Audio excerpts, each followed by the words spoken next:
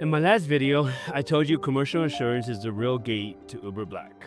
Not the car, not your waiting, the insurance. What I didn't tell you, because I didn't know yet, is what it actually takes to get it. The process, the cost, and what most drivers do wrong that slows them down by months. I found out, so here's everything. On day 43 of trying to make 90K before my birthday, the last video I broke down every requirement for Uber Black and Lyft Black side by side. If you haven't seen that, the link is in the description. Watch it first. This video picks up where that one ended. You know the requirements. Now let's talk about the how to actually clear the hardest one. Most drivers hear commercial insurance and think, okay, it's just more expensive insurance. Same thing, higher price. It's not the same thing. Personal auto insurance covers you driving for personal use, commuting errands, maybe a side trip. The moment you drive someone for money, that's commercial activity. And personal insurance has a clause. They call it a livery exclusion. It means the moment you're on a rideshare trip, your personal policy doesn't cover you. Uber and Lyft have their own coverage during active trips. That's true, but for Black, Uber requires you to carry commercial coverage independently, not just rely on theirs. Why? Because you're not just a driver anymore.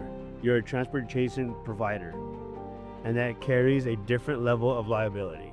So what does commercial policy actually get you? 1. Coverage during the entire shift, not just when the passenger's in the car. Personal policies and even Uber's and Lyft's coverage have gaps between trips. Commercial fills those gaps.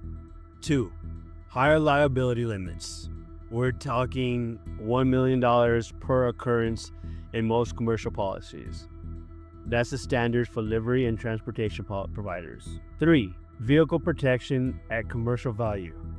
If your Black eligible car gets totaled on shift, commercial pays out the rate that reflects its use, not the personal use depreciated rate.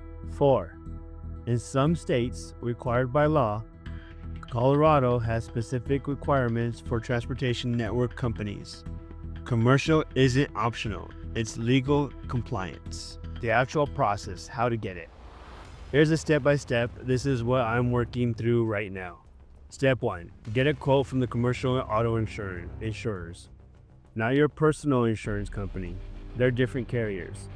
Companies that specialize in rideshare and livery, Progressive Commercial, State Farm Commercial, Farmers, and specialized livery carriers like Kingsway or National Indemnity. Step 2. Tell them exactly what you're doing. Rideshare, Black tier, Lyft Black. If you're running both, give them the platforms, the vehicles, the mileage you're driving. The more accurate you are, the more accurate the quote. Step 3.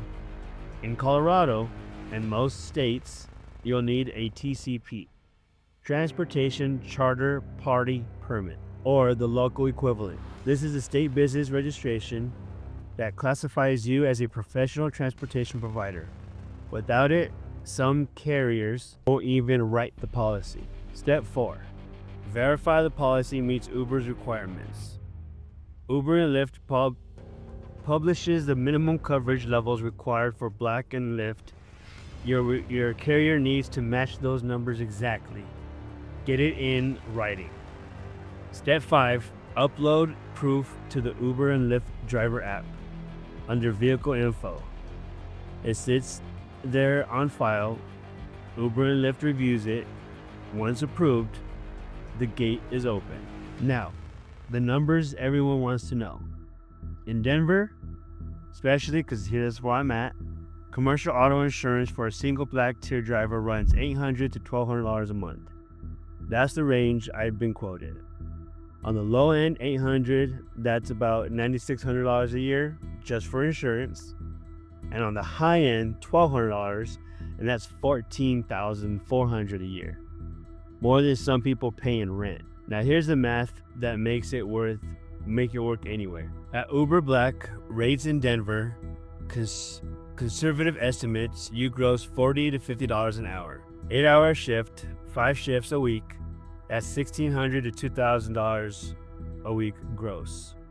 Monthly, $64,000 to $8,000 before expenses.